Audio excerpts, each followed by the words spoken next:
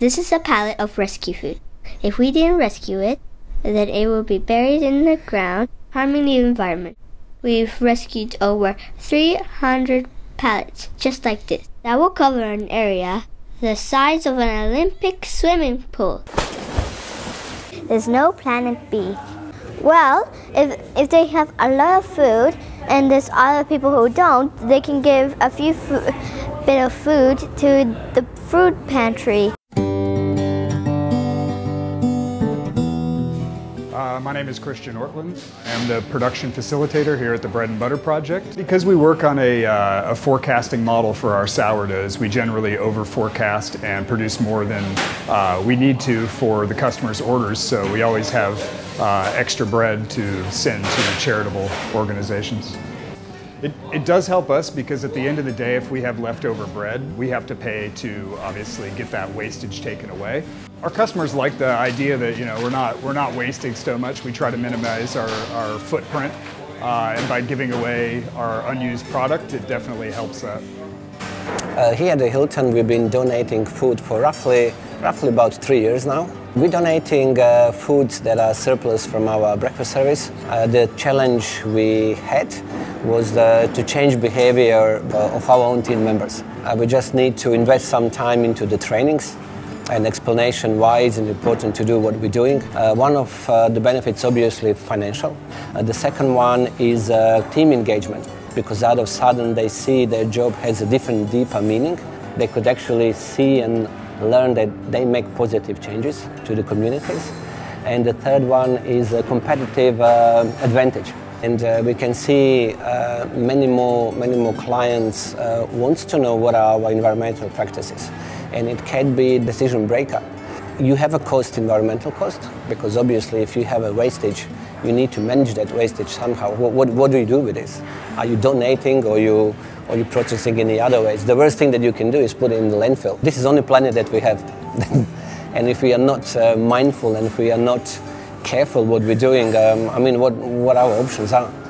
I've been donating food to the food pantry since the beginning, really, since they first started, and I went in and introduced myself.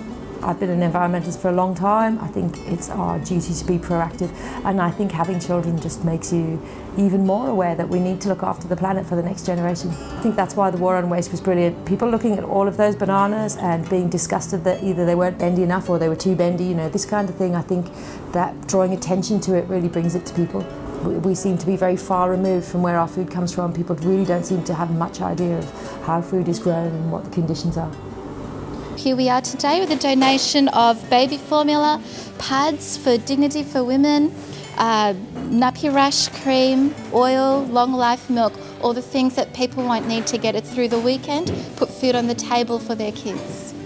I've been donating food for the last 7 months. At the end of the night we get stuff left over or hasn't been picked up, and it goes to a good cause. There are so many restaurants up and down King Street, Newtown. If everyone comes together and gave their leftovers and that, it would make a big difference in the world. In Australia we waste about a third of all groceries and produce, which is really tragic, especially when there's people facing food insecurity and would love to use that food and repurpose it. It's a waste that I don't think any credible organisation can accept without trying to do something about. So from field through to the dinner table, through to communities that really may not have a dinner table, we should accept a responsibility to make sure that food isn't wasted and that food goes to those that need it in a condition that contributes to their lifestyle and gives them an opportunity to further contribute to their communities. How was your experience today? Fantastic. Fantastic. Did you get what you needed? I got more than what I needed, if anything. And how's this going to help you all? That's probably food for at least a couple of weeks. Keep donating, keep it out of landfill, and make it affordable for people who don't have enough money to buy full-price food. We, in 2015, started an 18-month research project because we wanted to know what was happening in our community. What we found was the second most hardship that people faced was food insecurity. And we started by asking our local businesses to donate any surplus food, and we would lay it out on tables and people would come and take it.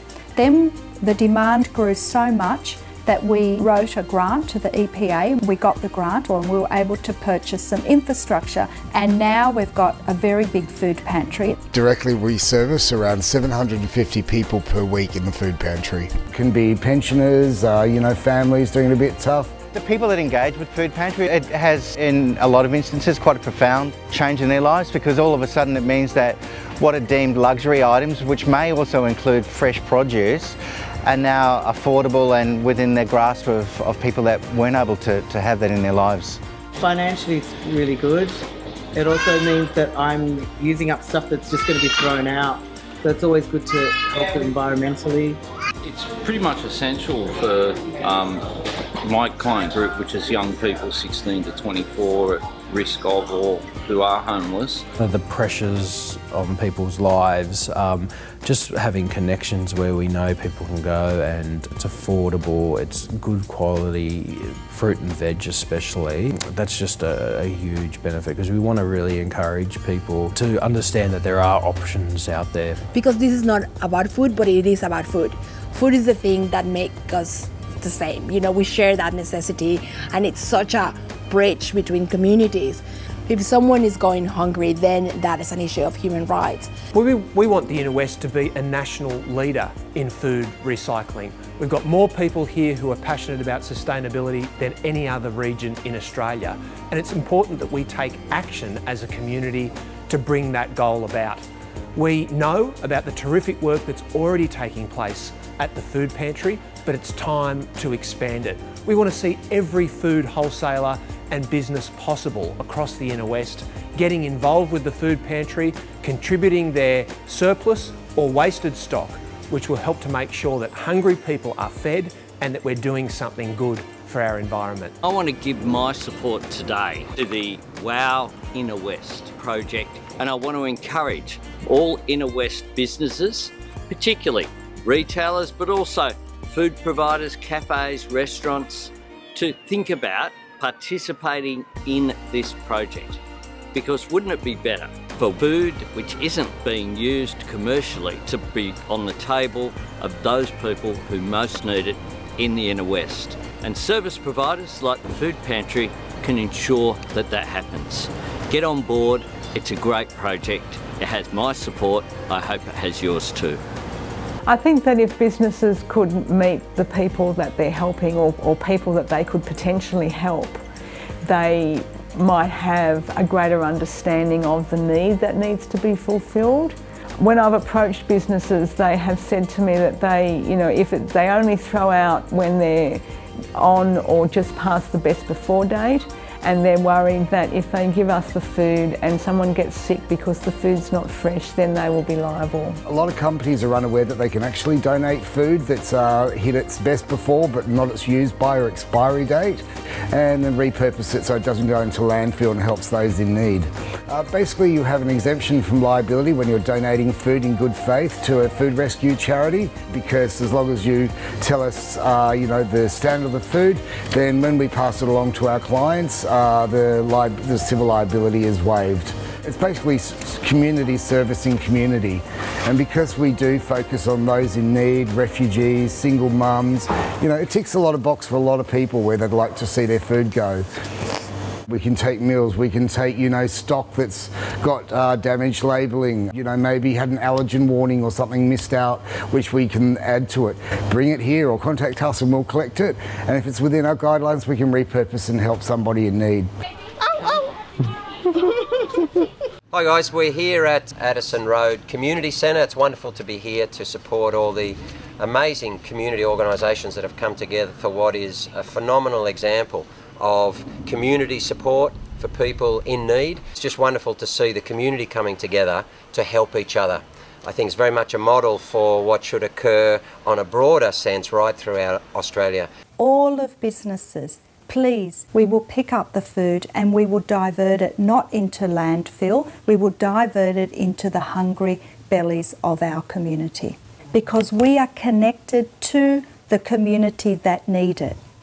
the food is something that you shouldn't take for granted. Reality can change very, very often.